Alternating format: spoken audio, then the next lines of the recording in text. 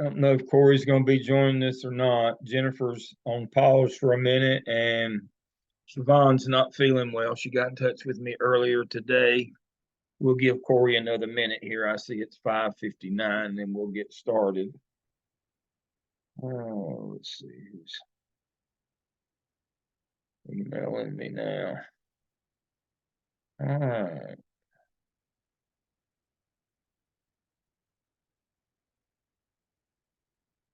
So, Jessica, I had a question tangential to the one you asked me the other day. In your county, are y'all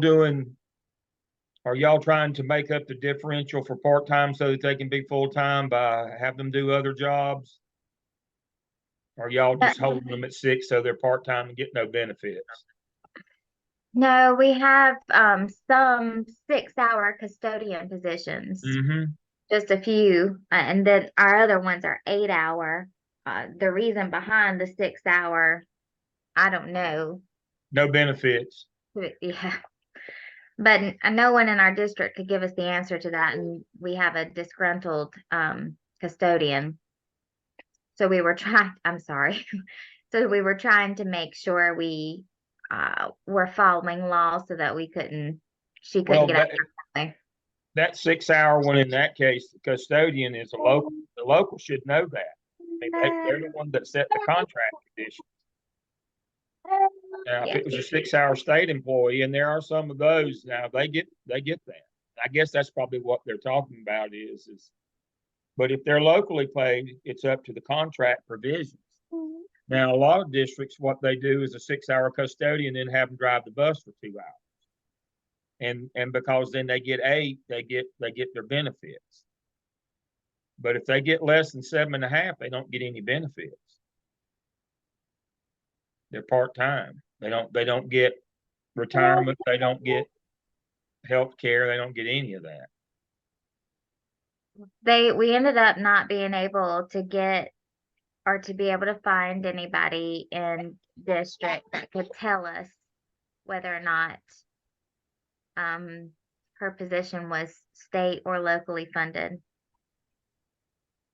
Well, somebody has to know who's writing the check. Oh, right. That's where I landed too, but at the same time, I was being asked to step outside of my lane for a minute, and so I had to just give that monkey back to my principal. Well, I hate that that, but that's it's a local decision if it's a local employee. I mean, you don't have to give them the same benefits as the state people. A lot of them don't. She ended up giving her the 30 and the 215 because she just didn't want to, just to cover her. Well, you'd have to, that'd be one of those things that if it was in the contract, then you're covered. But if it's not in the contract and the state ones get it, then you're going to have a hard time if they file a complaint. You're going to have a hard time saying we're giving these and not these, and it's not in the contract if they don't get it. I mean, that's what you have to do. If it's not there, it's assumed that you get the same as the state people. That's why local positions you're supposed to write a separate contract with them. So if it's not in her contract, then it's assumed she's under state. Now that I didn't know, so that I can go to my principal and say. So your principal did the right thing. Okay.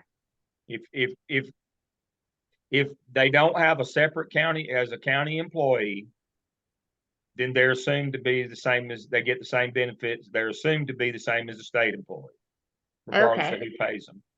But a lot of districts write separate contracts. And I'm kind of surprised that they don't, but I guess that they didn't get around to that part of it. But yeah. I mean, part of due process, and that's how we're going to kick off tonight, is that there are certain functions under due process, and part of it is equal treatment under the law. That's 14th Amendment. And so now if she signed a contract with the county that says you get 1 30-minute lunch break, you get this much, then that's what you get. But if in absence of a contract, it's assumed that she'll get the same as state employees in absence of a contract. What's concerning is your district doesn't know if there's a contract or not, or how she's paid. I don't think that the break time is included in her contract. And I think that is the problem. Yeah, it doesn't address it. And so that's why I mean it defaults back to what's in the state contract, and they do get it. I'll tell her that so that we'll know that for future, but Yeah, I know her contract didn't state that. yeah. If it's not there, then it defaults back to whatever is the accepted practice, it's in the state contracted form. Okay. And I know they get it. And that's why she's complaining, because she knows now that other people get it and she's not. Right, right. I mean, she didn't just pull that out of the air. I mean, somebody told her we get 15-minute breaks, 2 hours in, we get a 15-minute break on either side of the lunch break. Well, her mom is the custodian at another school, but she's an 8-hour employee. Well, that's what I mean. And so the 8-hour, what's what I'm talking about. The 8-hour is the state employee, and they get them. Yes. That is correct. And so in absence of a local contract for a 6-hour employee, they're assumed to get the same as the state 8-hour people. That's exactly right. So that, yeah, I said somebody told her that's getting those. That would be her mother. So yes, that's the way this works. Yeah, I mean we knew her mother was. Yeah. If she's an 8-hour employee, she gets them. Yeah, that is correct. But you can write that in a 6-hour local contract that you only get 1 lunch break. That's it. You could write that in. But you can't do it ex post facto after the fact. You can't go back now and do it. Right. That would not go well.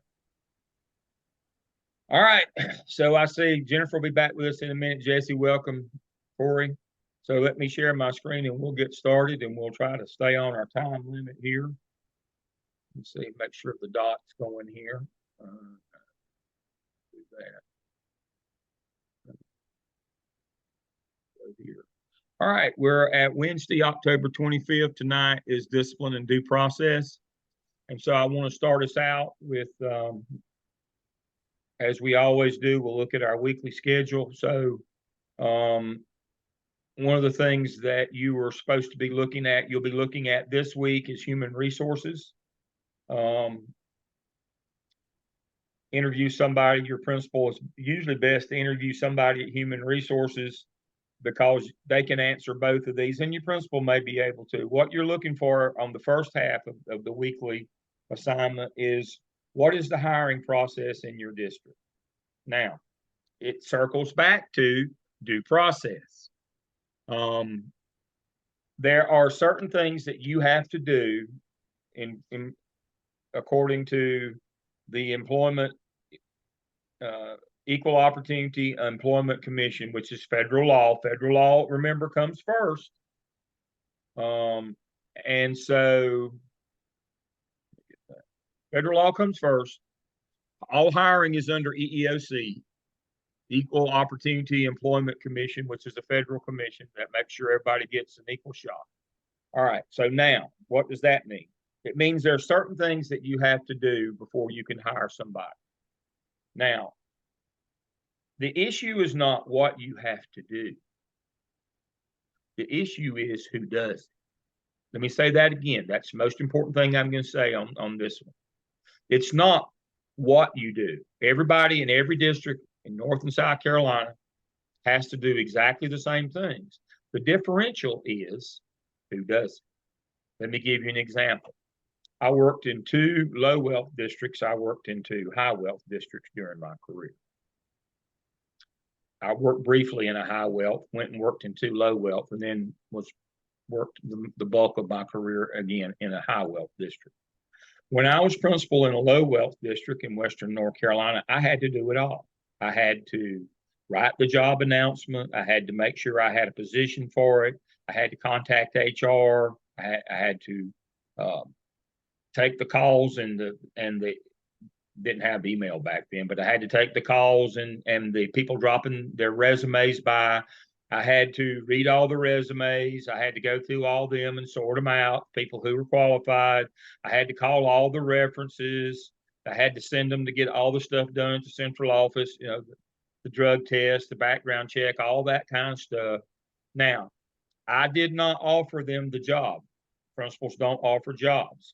The superintendent recommends and the school board hires. You got to remember that. The superintendent recommends, and you tell HR who you want. HR gets the contract over to the superintendent. The superintendent approves it. It goes to the board for final approval. The differential is when I was principal in Charlotte Mecklenburg, I didn't have to do any of it. All I had to do was pick up the phone, call my HR analyst, and say, I have a position. They would check my allotment sheet, make sure I had it. And then when they sent me 3 people out, all I had to do was pick one. I didn't have to do references. I didn't have to do background. I didn't have to do anything other than pick the one I wanted and call my analyst and say, I'd like this one. And that was it.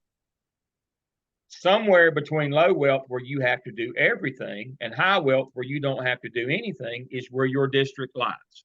You need to find out how that works in your district.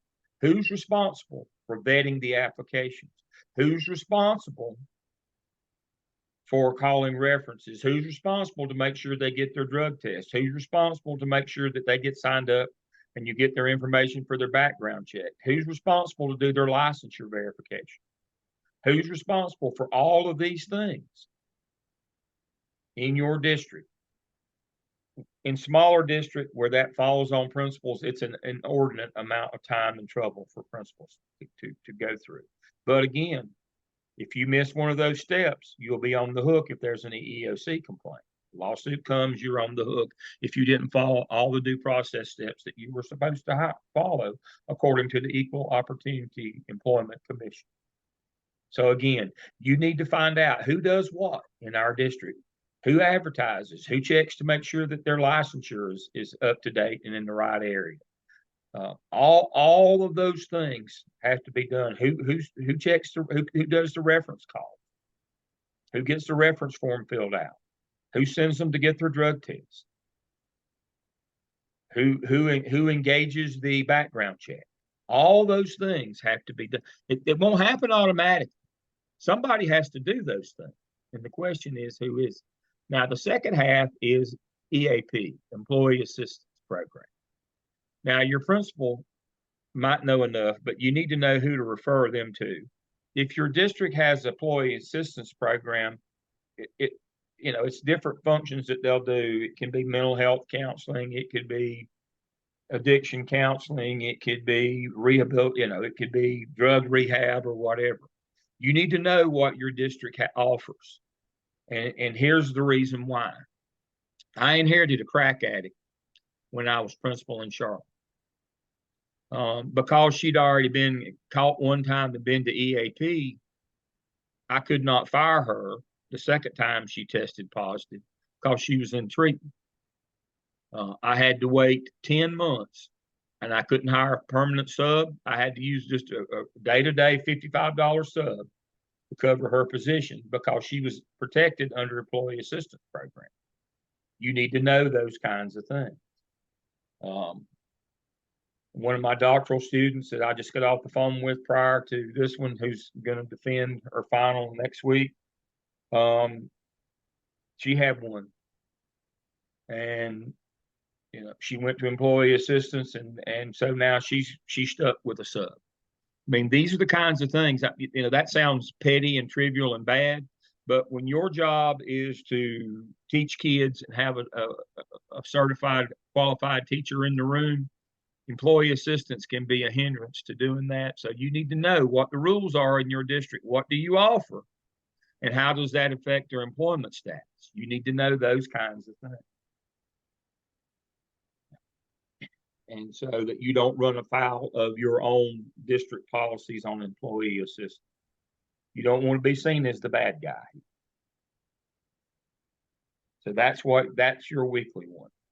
All right. So that's your weekly assignment for the upcoming week. All right. So let's talk about due process. What is due process for students? This link is under tonight, due process on campus. You can download this as a PDF.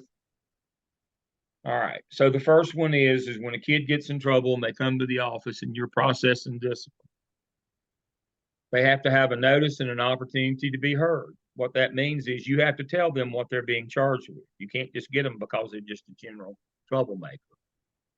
That you have to have a specific charge, and they get the opportunity to address those charges and present any witnesses.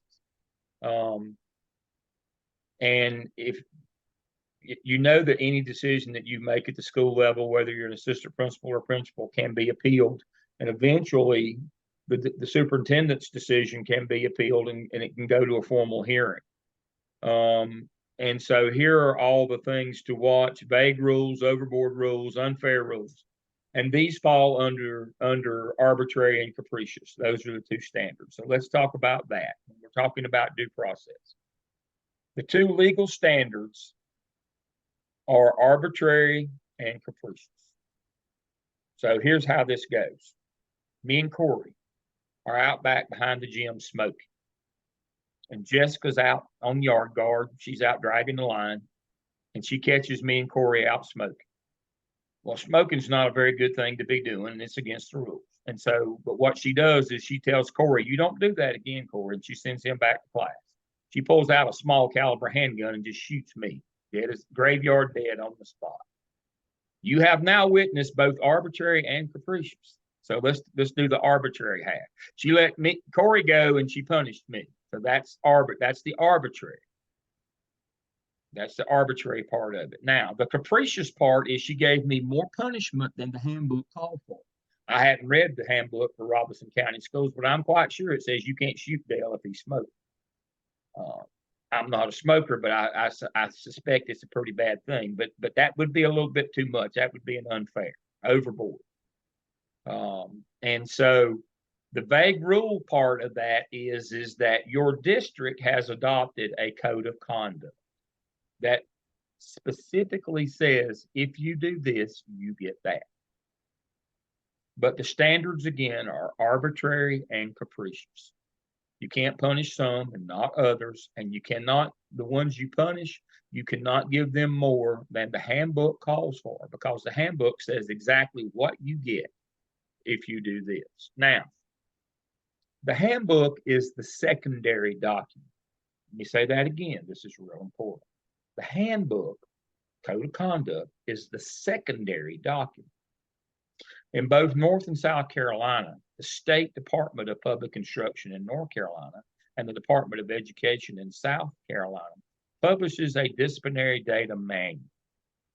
That is the handbook. It is the thing. If you're processing discipline, it is your Bible. I don't mean to be sacrilegious, but literally, it is your Bible. Now, what the state does in that manual, it takes all the laws of the General Assembly, all the policies of the state board, puts all of it together in one handy dandy document. And it lists all the things that kids can't do in school. But now it does not say what the punishment will be. It stops short of that. They leave it up to the local. They're charged legally with developing a code of conduct that says what the punishment is. The state says you can't do these things in schools that we fund. Kids can't be doing these things. And that's very graphic, by the way. It contains about alternative schools. It talks about exceptional children. It gets into federal, no child left behind, persistently dangerous schools. It gets into what acts define those. It is absolutely a Bible, and it's the best thing. It's the best manual you will have as a public school administrator. It is the clearest, most direct. Out of that comes the code of conduct. Okay, the state manual says you can't do these things. All right, here's the punishment. The local sets the punishment, the consequence. But the biggest thing that this manual says is we have to report everything that goes on in school. We don't report outcomes, we report incidents. What's the difference? If me and Corey got in a fight, we report that. this notion that if I didn't suspend Dale and Corey, I don't have to report it. That's not true. That's an outcome. We report incidents, what happened. The state doesn't care what you assign them. That's up to you. But you have to report things that happen. And the teeth in that now is since 2014, all of this Office of Civil Rights data is captured in Power School as well. That separate report that has to be done, it's now embedded in Power School. So every incident, every time, even if all you did is conference the kid, doesn't matter. We don't report outcomes. We report what happened, the incident. Under the notion that if I don't punish you, I don't have to tell. That's the same again. After Jessica shot me, if she left town, I'd still be dead, whether she got punished for that or not. It still happened. We report incidents, not outcomes. So let's look at that manual. It's under tonight, so I'll share my screen. Again, this is the Bible.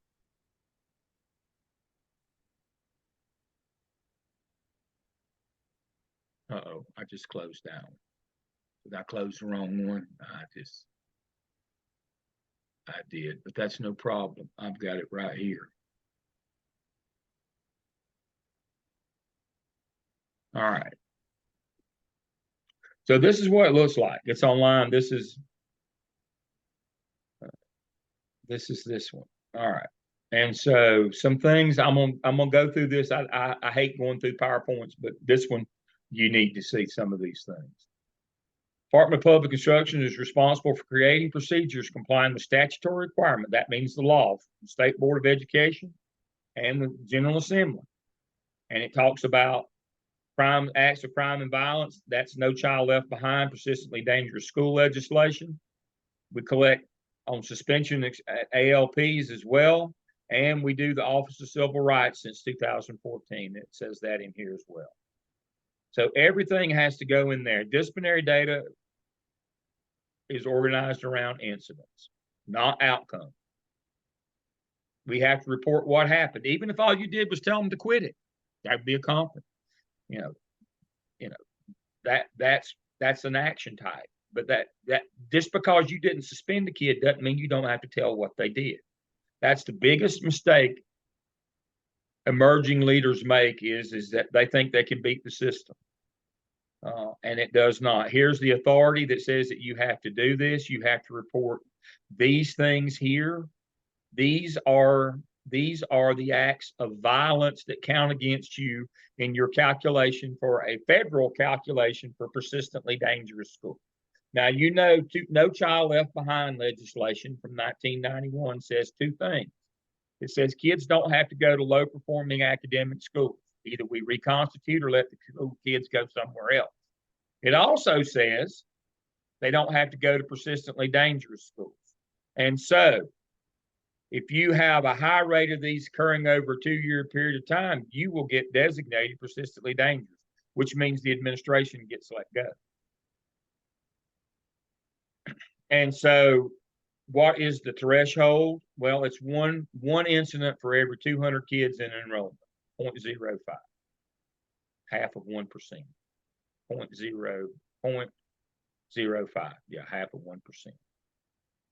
And so if you have 1,000 kids, you can have 5 incidents per year. If you have 200 kids, you can't have but 1. That's the way it works. And these are the ones that count against you in that persistently dangerous calculation. You say, well, I don't know exactly what those things mean. Well, in the very back of this handbook, in embarrassing detail, they describe each one of these. Now, let me be clear. I'm going to stop my share for a second. Let me be clear. It doesn't matter if school is in session or not. If these happen on your campus, you have to report. It doesn't matter if the perpetrator is a student. Sometimes the perpetrator is a teacher. Sometimes it's a parent. Sometimes it's the police are chasing a car down the road and they wreck and get out on your campus and shoot a gun. You have to report a gun was on your campus. I had a car set on fire over Thanksgiving break one year when I was principal at Edci, and it burned the building. I still had to report it. Didn't have anything to do with kids because it wasn't in session. I had a principal when I was in central office in Charlotte. He had a kid. This is a terrible story. Had a kid at dismissal at 2:15, went out in the parking lot. Remember, high school's an early start. While the buses were clearing the lot, he went out and got in his car, pulled out a gun, and killed himself sitting in his car. And the principal didn't want to report it because he said the bell had rung. I can't make that up.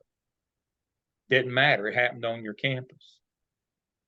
If these things occur, regardless of who the perpetrator is, they must be reported. It says so clearly in the manual.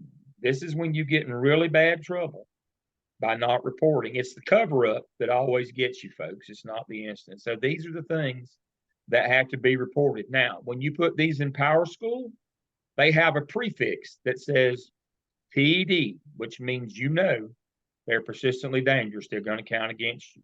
Now, other violations like acts of crime, they have an RO, which means reportable offense, which means you must tell the police.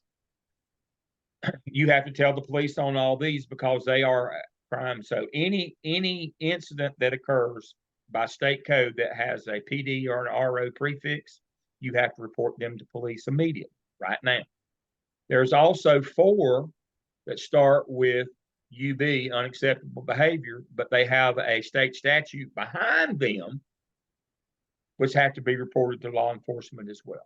So let me show you that list. So I'll skip over to the back and show you that list of things that can't occur. If these things occur on your campus, they must be reported.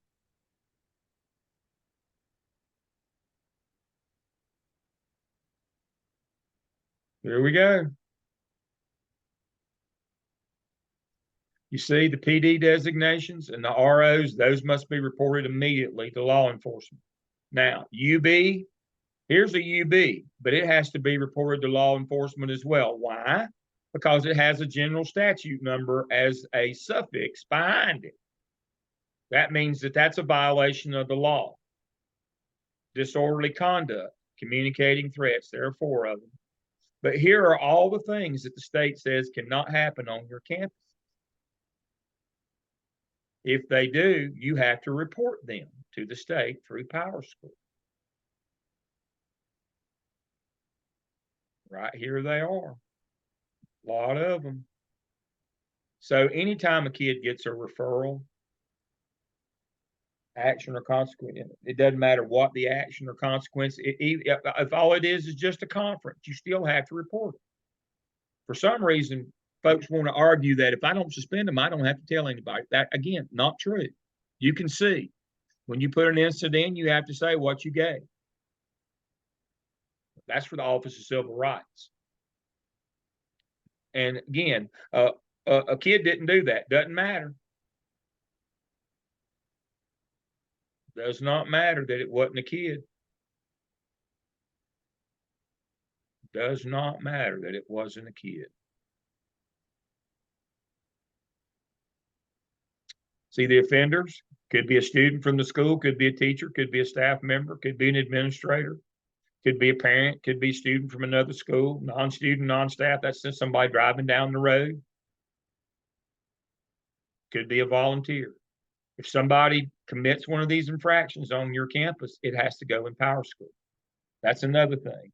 I'll have folks who'll argue, well, if a kid didn't do it, we don't have, that's not what it says right here. Anytime one of these things happens on your campus, it must be reported in Power School, period.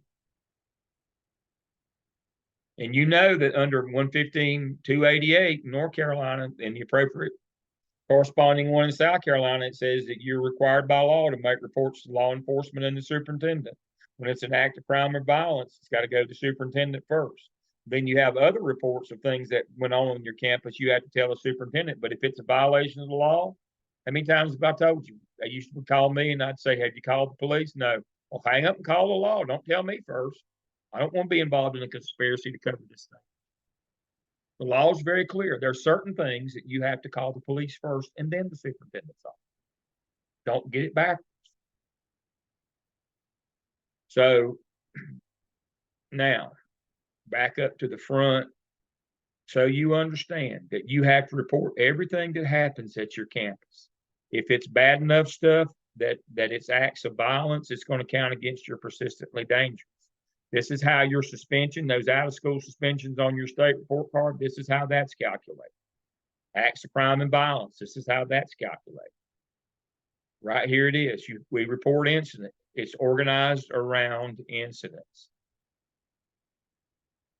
Authority to report discipline requires you to do that. General statutes, right here. It quotes them right here. 115. Law enforcement immediately, not the super. Immediately don't mean call somebody to central office or one of your buddies and start a conspiracy to cover it up.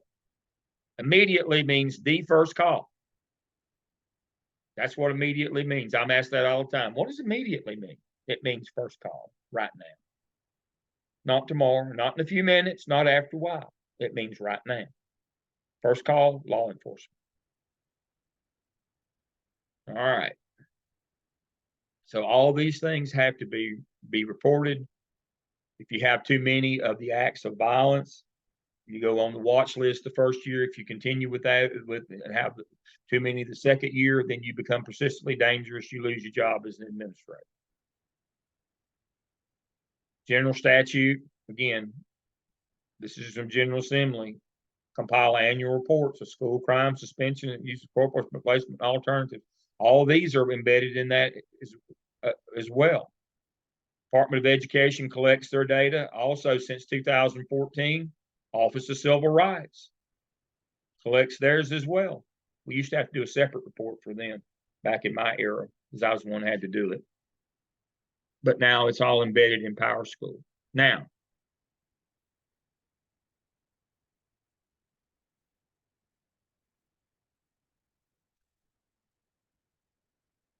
use of third-party software. This is the appropriate time to talk about that. The state, in some cases, does allow, like educators notebook, where you can on the fly put stuff in that, and then you're supposed to transfer it or download it into PowerSchool. The purpose of that it's is not educator handbook. Do what? Educator handbook. Yeah, the educator's handbook. The purpose of that is not to go through that and pick and choose the ones you want to put in PowerSchool. They're all supposed to go. Now, I know that's not what happens, but now you get caught doing that, not only will you lose your house, you may lose your freedom. You're going to lose your license. Now, if you violate these rules, this is a class 1 misdemeanor, which the first thing happens is you lose your teaching administrative license. That's the first thing that happens.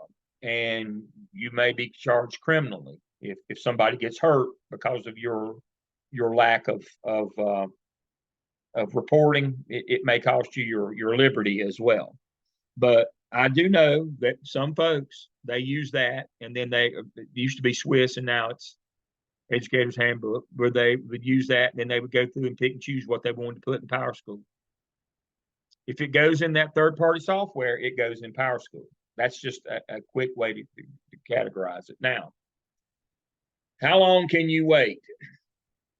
On an act of crime and violence, a reportable offense, it should be in within 24 hours. All others have to be in within 48 hours in PowerSchool.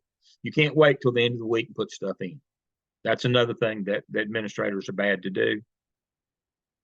You get caught doing that, again, you go home. You have 24 hours, up to 24 hours on an act of crime or violence, a reportable offense, a PD or an RO prefix. You have up to 24 hours to get those in PowerSchool, period. You say, well, it's an EC kid and we haven't had the hearing whether we can give them that. You assign the 10-day suspension and then do your manifestation paperwork. You can always go back and change it. All other, I don't care if it's no more than shooting marbles. I don't care what it is. Everything else got to be in there within 48 hours. Remember, PowerSchool is now directly linked to the state servers. It updates midnight every night. What you don't want to happen is the news media to get a hold of something that happened at your school and it's not in PowerSchool. And that's when somebody like me comes out to your school and asks you this question. What were you doing that we weren't paying you for, that prevented you from doing what we were paying you for? I need for you to explain that to me. That was what was so important that you couldn't get around to putting these incidents in PowerSchool. It's now out in the public and we have no record of it. I need you to help me with that. Now, if you can't explain that, then I'm going to get me somebody who can. it's time for a new ox. What did Luke 14:5 say? If your ox is in the ditch on Sunday, you can get him out because it's an emergency. But if your ox is in the ditch every Sunday, it's not an emergency. You need a new ox. You get one time. One time somebody's going to come out and say, why was this not in Power School? It's already in the media. Second time they come out, they bring the new person with them. That's the way this works. This is the most punitive part of school administration. If you get this wrong, nobody has a sense of humor about this. I'll just tell you that right now, because you lose the public trust. You look like you're hiding something, whether you are or not. Doesn't matter. And we trade on our reputation, public trust. That's what administrators, that's their stock and trade. Without that, you can't be in this business. So you've got to understand, you got 24 up to 24 hours on an act of crime or violence, reportable offense. You've got 48 hours on everything else, and everything, and I do mean everything that happens at your school better be in there. I don't mean just the bad stuff, or I don't mean on your time. This has to be done. Now, reporting zero tolerance expulsions, those are against the law because they do not allow a student due process. You can't have a rule that says if you do this, you get that automatically without any recourse or without any due process hearing or anything. Now, our first case study, will cheating strike Bobby out for this half of the course, is exactly about zero tolerance expulsion. You say, well, he didn't get expelled. The teacher failed him for the year, but she failed him for the year, which is basically a zero tolerance. He's out of school for a whole year, or his educational experience is paused for a whole year based on he didn't get any kind of hearing at all. She manipulated the grading system. She manipulated the grading system to make his brother one homework assignment count more than 50% of the yearly grade and failed him. Gave him a zero on one homework assignment and made it count more than half the yearly grade and failed him for the year. That under federal law, that would be a zero tolerance expulsion. That's against the law. No due process. Can teachers make up their own grading system, by the way? No. The state board sets the guidelines and the local board adopts what's your grading policy. State tests can count up to 30% unless you do quarterlies. Then the state count the final exam, the EOC or EOG counts 20% and the quarterlies count 10. Homework can only count 10 in aggregate for the whole year. Out of class assignments can only count 10 in class. Those things, that is set by the state board of education. The local board has some discretion, but they adopt it. So during that required work day at the beginning of every year, when you go over the faculty handbook with the faculty as an administrator, that's in your faculty handbook. You have to remind them of what the grading policy is. And that's very important because according to 115C 288A, who's responsible for final grades for all kids? Is it the teacher or the principal? Who assigns final grades? That would be the principal to grade and classify students. And so you better make sure that they know what the grading policy is. And it's an extreme case with that first case study, but that's exactly the kind of thing that zero tolerance expulsions are against the law because they do not allow for due process. What must be reported? Here's everything that has to be reported in Power School. Look at all this stuff. It'd be easier to say what's not reported. There's nothing. If it happened in your school and a referral happened, then you better make sure that it's been reported. Here again are the acts of violence that count against you. There are 16 acts of crime and violence. 9 of them are acts of violence. These are the 9 that count against your persistently dangerous total. And again, the very back of this manual, it has exact embarrassing details about what each of these is. Here's the procedures. It tells you exactly how to do that. You can edit. That's when you get it in there and you haven't determined yet what you're going to do with the kid. You can go back and change it. But right here, you have to run the report and tell the state, why you change these things. You have to know why you changed them, and that's acceptable to change them. You were quick to get them in there. And then it tells all the parts that you have to put in there. You have to check there's 3 screens before you finally get there. Now, can't bootleg suspensions. What does that mean, Dale? You cannot print suspension papers for a kid until you put it all the way, finish all 3 screens in Power School. There's 3 screens of information. The one that triggers the print of the suspension paperwork is on the back screen. I've seen schools go in and do the front screen so it looked like they put something in, but then they made up their own little suspension form so that those suspensions wouldn't be calculated. That's illegal, by the way, and that shows intent to defraud. That's when you go to jail. The only legitimate suspension form is one that is generated from Power School. You cannot make your own. And the only way to generate that suspension form is that you complete all three screens, and that incident is completely reported, completely entered. I've seen every trick in the book, people trying not to do that. We had a new leader for new school at Vance High School. Vance High School now is why am I having a senior moment? He argued the Swan case before the Supreme Court. I'll think of it in a minute. Julius Chambers, famous attorney, civil rights attorney from North Carolina, Julius Chambers. He became president at North Carolina Central, I believe. But anyway, they've renamed Vance Chambers High School. But back in the day in '97, when Vance High School opened, shortly thereafter, in the early 2000s, when I was in the central office, they had a new leader for new schools. Now, what does that mean? Well, it's like Teach for America for administrators, where they let them carry a clipboard for a year and not have to go through an administrative program. That's a fool's errand, if I ever heard one. And so they hired this young woman as an assistant principal, and they told her, we need for you to get the suspensions down at Vance High School. What they meant was, we need for you to have teachers be where they're supposed to be, supervising, clean, run the halls, drag the line, clean out the bathrooms. Don't let them all go to lunch all 3 or 4 shifts. Don't let them all stay in the gym all day. Get kids in the room, have teachers on supervision at all your hot spots, do all the things you're supposed to be doing. What she heard was, get the suspensions down. Now, this may be a reference for old people. I don't know if they still make scales like this or not, but I can lose weight 1 of 2 ways. I can eat better and work out, or I can reach down and turn the wheel on the front of the scale. Which one of those is the guarantee? Reaching down and turning the wheel on the scale. Well, it was easier to turn the wheel on the scale for this young lady because she didn't understand the law than it was to make teachers actually do their job and supervise and try to keep kids safe and cut down on suspension.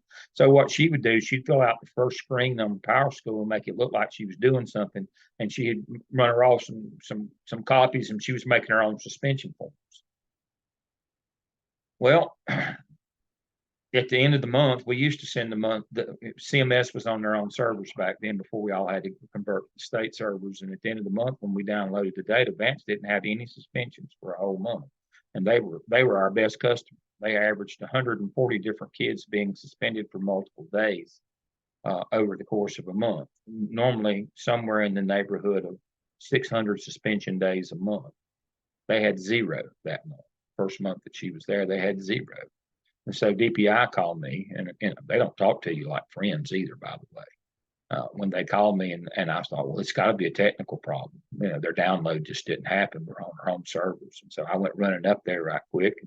I called the warehouse and the IT people. Everything's fine. Nothing's been put in. I got up there, and so I went to her office, and I said, what's happening with these suspensions here? She said, well, they said get them down, so I just wasn't putting them in. So we counted 600 kids present that were not there. How do we fund schools? Average daily attendance. If a kid's not in school, whether he's absent or suspended, we don't get paid for him that day. So the state had paid for 600 suspension days. They were not happy. We had to revert $18,000. And then she had to go home. My wife wonderful person. She said, you know, what happened to her? I said, well, honey, you know, she didn't have to go home, but she couldn't stay with us. But I suspect she went home. But, you know, we can't, you know, what she did showed an intent to defraud. I mean, she's lucky all she did was lost her job. I mean, you know, the state paid for kids who didn't come to school. They don't like that. We did not report crimes that happened. She didn't call the police. She didn't call their resource officer. We didn't report crimes. We didn't report acts of violence. We charged the state for kids who didn't come to school. You know, you name it, we did it there for more than a month, for about 5 weeks. That's, you know, until we were able to get it sorted out what happened. Now that can't happen, but you know, you don't get a second chance on that.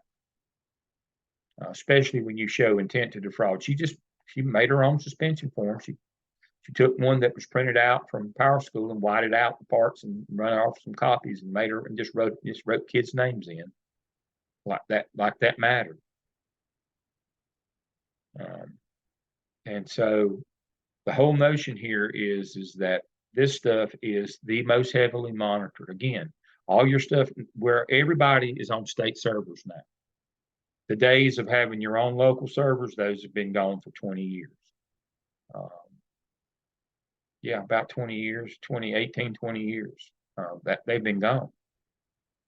We started converting, and I know that we probably finished that 15 years ago. So now everything with the internet, high speed, everything goes straight into the state servers. It's updated every night at midnight. So it can't be, you know, you got a few days, you know, till your download for the end of the month for your data to go into the state. It goes every night. 24, 48, folks. And everything better be in there. You better not get caught using a third-party vendor software and then sorting. And, you know, and you know how I know people sort, they talk about major and minor infractions.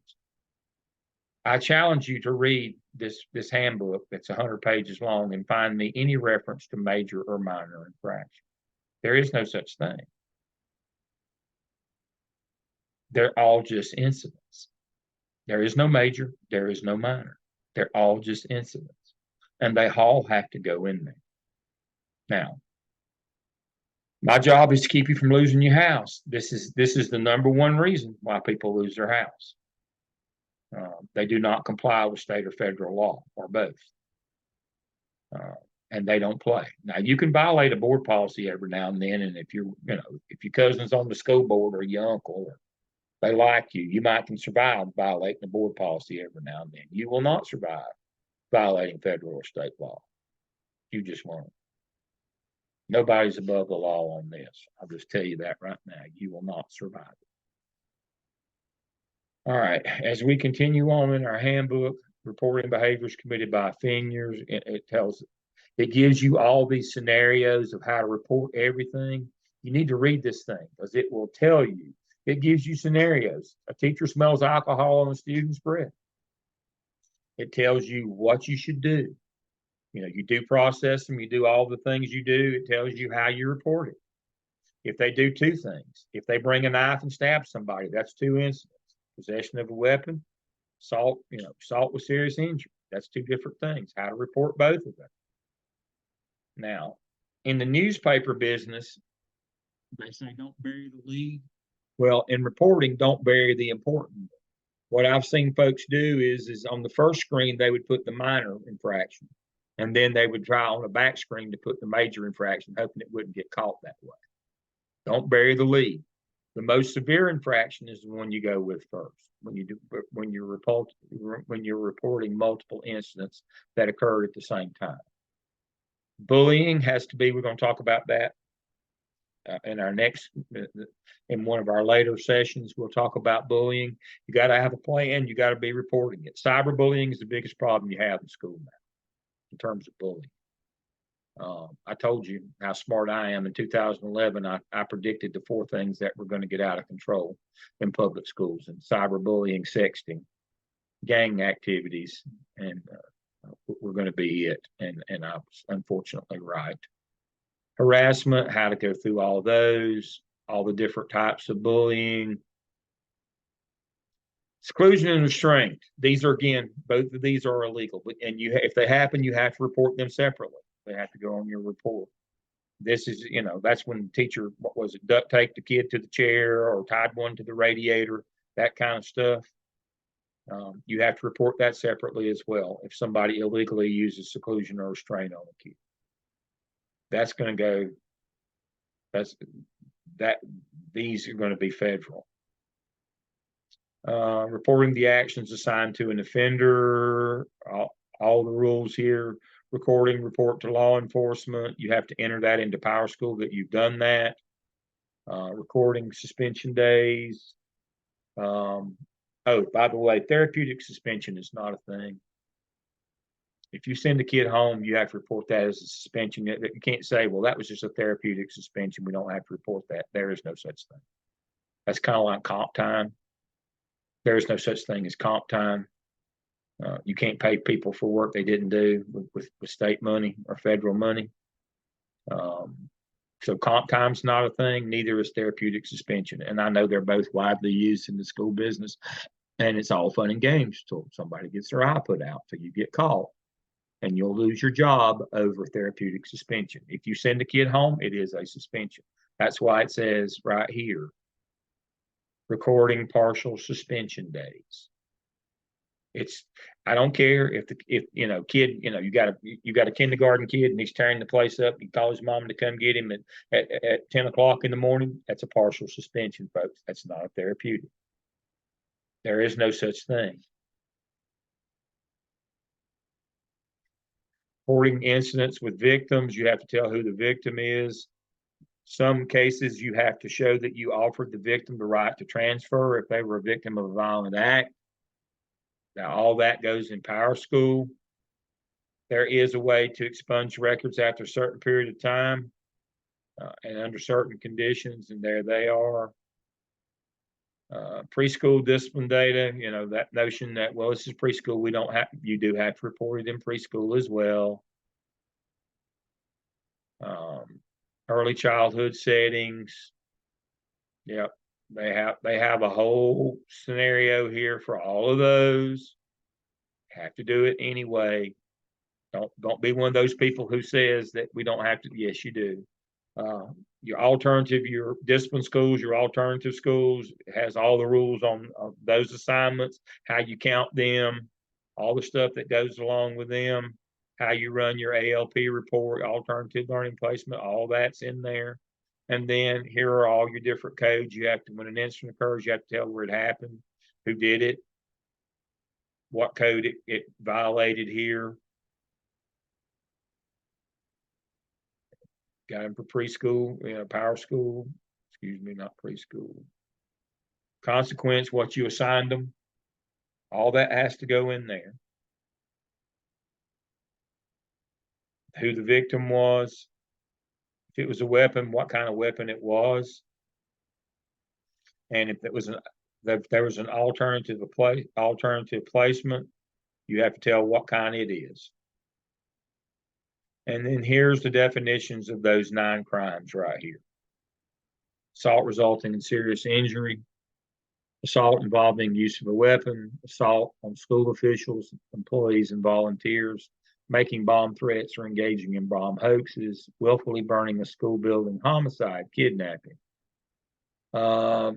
unlawful underage sales, purchase, possession of alcohol or drugs, possession of a firearm, possession of a weapon, rape, robbery with a dangerous weapon, sexual assault, not including rape or sexual offense, and taking indecent liberties with a minor. Those are the 16 acts of crime and violence. 9 of those are acts of violence that count against you persistently dangerous. The drug and alcohol ones do not.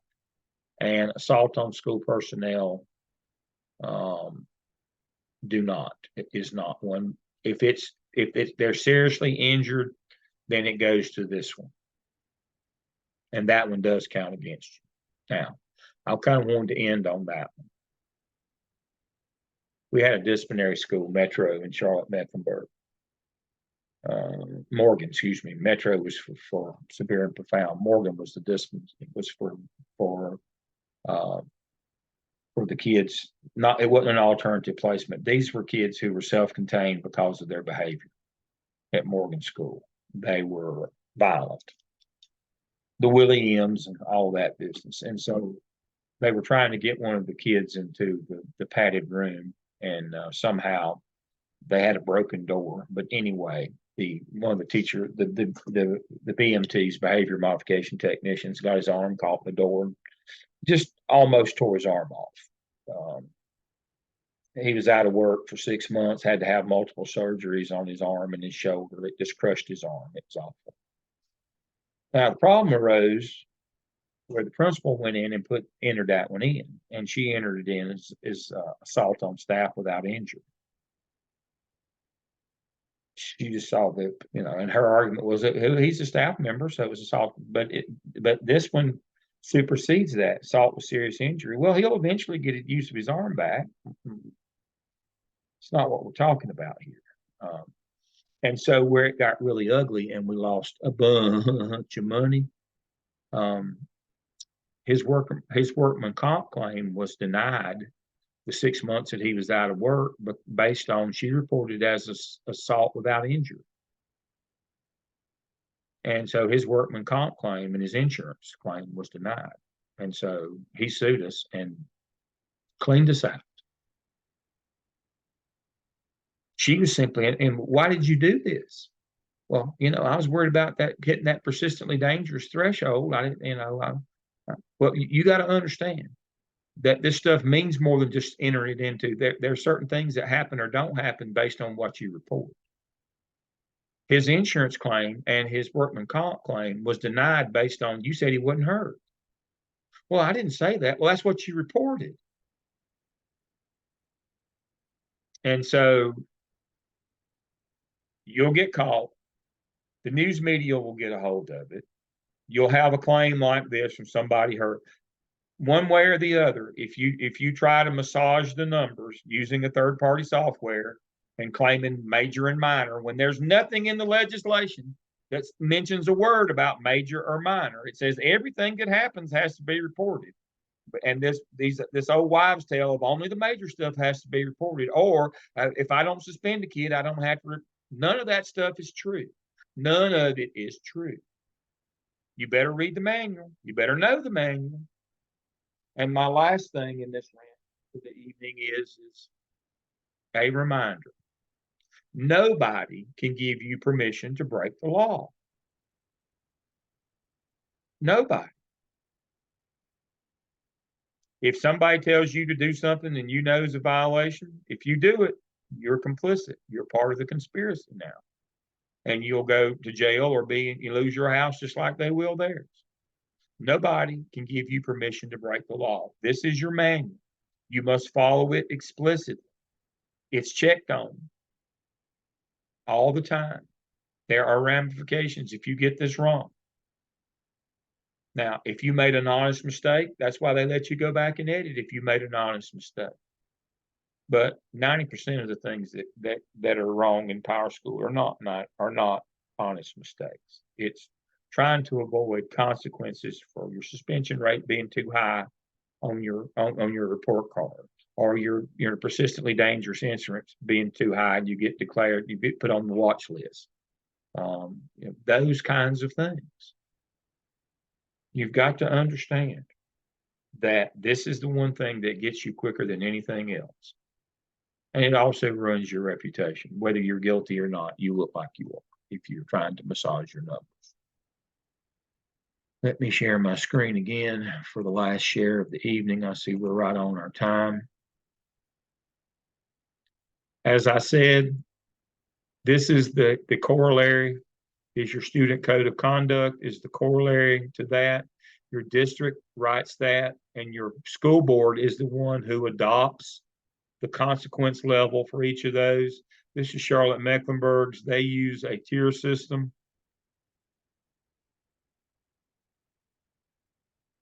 Tier 1, 2, 3. And so again, back to our first case study, the kid turned in his brother's homework. And so according to this, I think it's number 7, number 6. misrepresentation, false information, cheating, honor code violation. The most you can give him is a tier 1, which is and the most under a tier 1 is 1 day of ISS. It could be less than that. He got a whole year. He got excluded for a whole year. Would you not say that that's capricious? If the maximum punishment you could give a kid for turning his brother's homework is 1 day of ISS and you put him out for a whole year, I'd say that's a little bit capricious. That's that's the equivalent of shooting over smoking.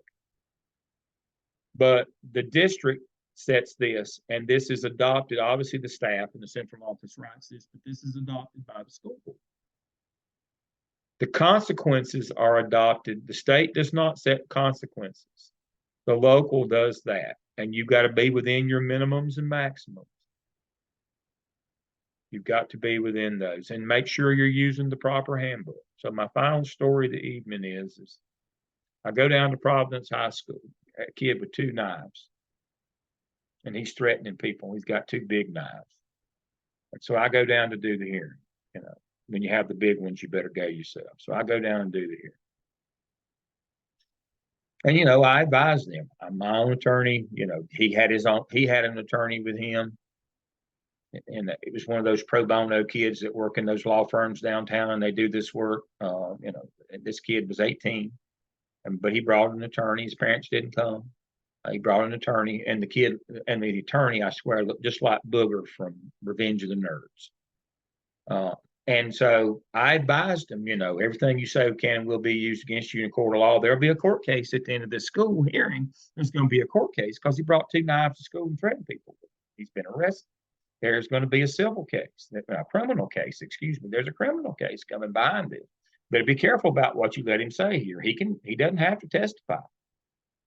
And so the school has the burden of proof. They came in, they had the pictures of the knives, they had the police reports, they brought the resource officer in that took the knives off of him. They brought in, the witness statements from all the, here's the case. All right. Any questions? And, the attorney did no questions for them. I thought, this is not good. He didn't have any questions on any of this stuff. And so, I swore the kid in, and I expected him to take the 5th, and he said, no, he can testify. And I was like, oh my God. And so the kid testified, yeah, I brought both knives. I threatened and did all these things. And so, recorded it, swore him in, got the Bible, whole deal. We get to the closing statements. The closing statement from his attorney is that this is capricious, that this case should be thrown out on the grounds that his punishment was capricious. He was given a 10-day suspension and recommendation for a hearing. That's what we're setting in now, is the hearing. He said, according to this handbook, the code of conduct, that the maximum he can be given is 5 days. And I said, you do realize that this is Providence High School? He said, yeah, I know where I am. I said, that's an elementary handbook. The secondary handbook says he gets 10 days and a due process hearing. Well, then the attorney wanted to strike all of his client's testimony. It's too late now. Horses out of the barn. But the point of the story is, you better know. You better have the right handbook. You better know what the minimum and maximum is for the grade level that you're working with. That you better know that it better not be the kid's first time if you give him the maximum. First time, you have to give the minimum. After repeated offenses, you could give the maximum, but the first time out, that's what the minimum is for. And so you better understand what your parameters are when you're assigning consequences, so that you don't run afoul of arbitrary or capricious, as in that case. So that's discipline in a nutshell. Kids got to get due process. They get to tell their side of the story. They get to hear what witnesses you have against them. They get to explain any extenuating circumstances. All those things have to happen. Discipline takes a long time because of that. Now, it all circles back to one of our major court cases that I mentioned when we did court cases from 1969, Tinker versus Des Moines. Kids get due process in school. That's what this means. That's what this is all about now. We wouldn't be having to do any of this stuff if we were like when I went to school prior to 69. They could just jerk you up and beat the tar out of you anytime they wanted to. They pretty much did anyway. We really did not very much get into due process until probably,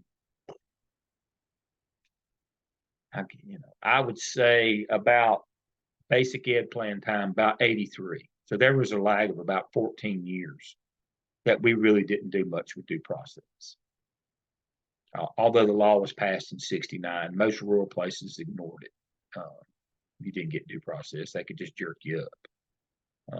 And of course, by that time, I was already a school administrator by the time that rolled around. So I got the worst of both worlds. I didn't have any due process when I was a kid and got jerked up and thrashed on a regular basis. But then when I was a school administrator, we had to stop, pause, and go through all this stuff. It takes forever to process discipline now because of this, and Jessica will tell you that. Stuff that you think should take 5 minutes takes 5 hours sometimes.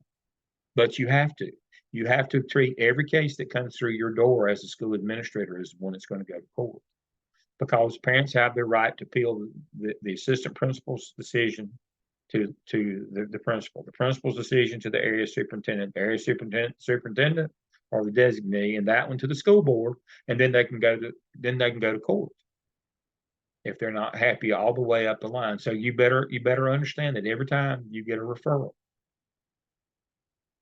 that it may end up in court along the way. You better cross your T's and dot your I's. This is the one that parents get the most bent out of shape about. Regular ed parents especially, or even EC parents. All right, questions you have for me? Comments that you'd like to make, your experience with process and discipline or due process? That it? Okay.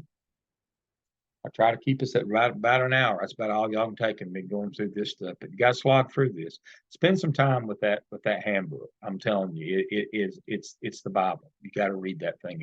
If you're processing discipline without reading that thing, you're putting your career in jeopardy. You better know the rules. All right. If there's nothing further from the group, we will adjourn. As always, thank you for being with me tonight, and thank you for choosing Garden Web. I'll see you next week? Looking forward to it already. Everybody have a good evening. Bye-bye.